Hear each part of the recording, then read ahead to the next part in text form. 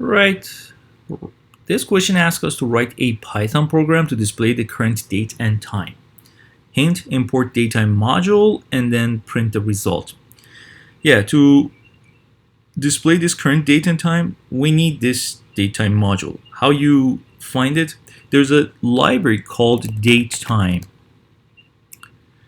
And in this library, there is a module called datetime, exactly the same name. So from datetime library, import datetime module.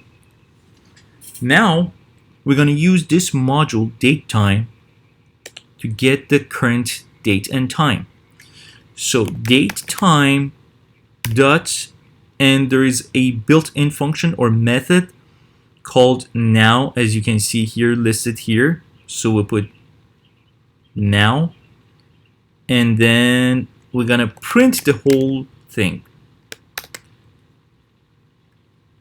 and you see the current date and time. Now, what is this parenthesis here? What if we omit the parentheses and then run the program? You see that built-in method now of type object at this place. This is the memory location. So this is a method here. We have to use parentheses without passing anything in between the parentheses. That's how it works. That's a method by default, and you see that again, run a program and give us this date and time.